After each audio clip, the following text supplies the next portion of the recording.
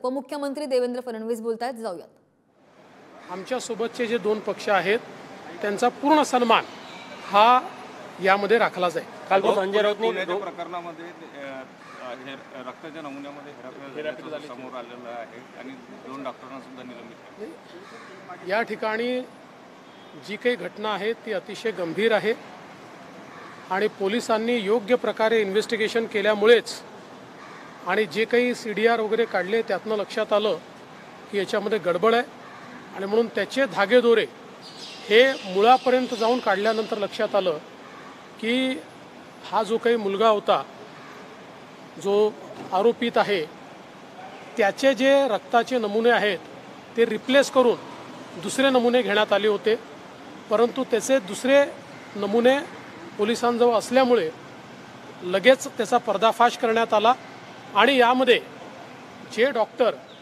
त्याच्यात इन्वॉल्व होते त्यांना देखील अटक करण्यात आलेली आहे।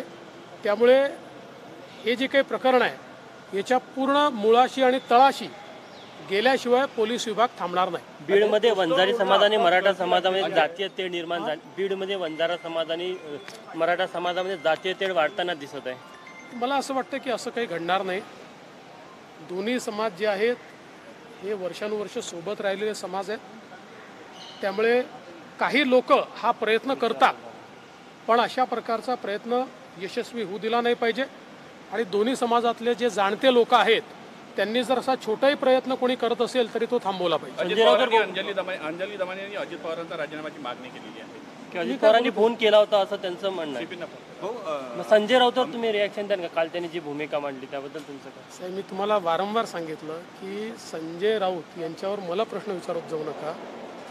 जे लोक गांजा पिऊन त्या ठिकाणी लेख लिहितात, मला असं वाटतं, खरं म्हणजे मी त्यांच्यावर कधी बोलत नाही, पण मला वाटतं ते लंडनला आहेत असं समजलं मला। तिथे चांगले मानसोपचार तज्ज्ञ आहेत, योग्य त्यांनी औषध घ्या। अमित शहा म्हणाले की 10 तारखेला मोदीजी पंतप्रधान पदाची मात्र 6व्या टप्प्यामध्येच आम्ही बहुमत पार केलंय होऊ शकतं। अमित भाई बोले 6व्या टप्प्यातच आम्ही बहुमत पार केलंय। बहुमत पार केलेलं आहे आणि अभूतपूर्व अशा प्रकारचं यश मिळणार आहे। मोदीजी प्रधानमंत्री होणार आहेत।